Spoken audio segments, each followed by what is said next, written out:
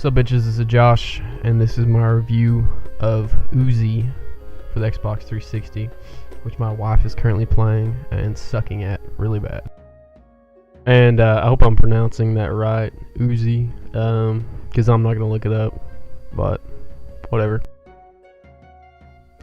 This game is episode 1 of a 4-part adventure, and it's got story mode, challenge mode, and arcade mode.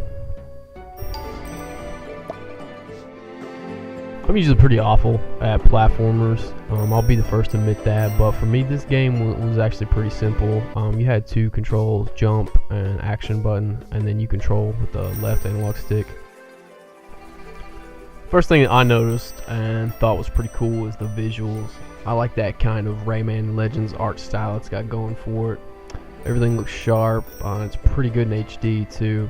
The scenario, it doesn't change a whole lot, but it gives off kind of a relaxing vibe, which is probably why I didn't get into this game that much, but I think others will. Myself, I gotta have some kind of chaos or some shit going on. You know, maybe if the woods were on fire in the background or something crazy like that. Some people really dig these games, these platformers like this, and honestly, I've never really got into them. I'd say with the exception of Super Ghouls and Ghosts, that was probably, I played the crap out of that game. But this game isn't Super Ghouls and Ghosts, it's Oozi. And another thing that Oozi does is it gives you hints along the way.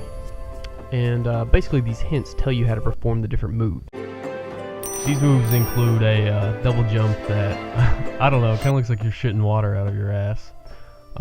You get a stomp that'll drop these crates down so you can move over spikes and water. Or the hint may just be a tip on how to kill an annoying ass creature.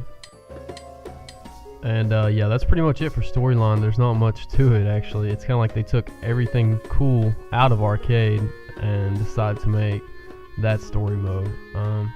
Unfortunately, you gotta play through the story mode to lock the arcade. But moving on to better things, the arcade. This mode is cool. It's better because it's more challenging. As you can see, I just got extra time there. You're on a timer, and those checkpoints will add seconds onto your clock. And if you run out of time, you're going to fail the stage. Another thing that arcade mode does differently is you'll notice that when you kill a creature or pick up a star, it shows you how many points you're getting. You'll see a little number pop up. Well, I'm not really sure why they left that out of story mode. That doesn't really make a whole lot of sense. But it does actually add a bit more of an arcade feel to the arcade mode. Maybe they thought that they needed to save it for arcade mode because arcade mode just wasn't arcade mode enough. I'm not really sure. I'm just saying it was kind of weird that it's not in story mode, and I don't think it's in challenge mode either. Speaking of challenge mode, how's that for a segue there? Just like arcade mode, you have to unlock challenge mode stages through your story mode. There's 7 to choose from. Obviously they get harder as they go. You basically have different tasks you have to perform within each challenge. Like the first one, for instance, you're on a timer, and basically you just got to collect all the stars. It starts off pretty simple. By the time I got to around the 6th challenge, it started to actually get pretty difficult for me, and it was fun, rewarding. I liked it. This is probably my favorite mode, to be honest with, and I think a lot of players will like it. Anyways, final thoughts on Oozi Earth Adventure Episode 1.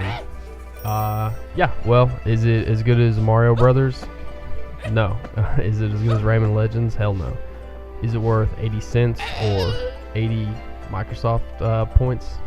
Yeah, I think so, and I'll probably get episode 2. I might do a review depending on how many views this gets. Subscribe.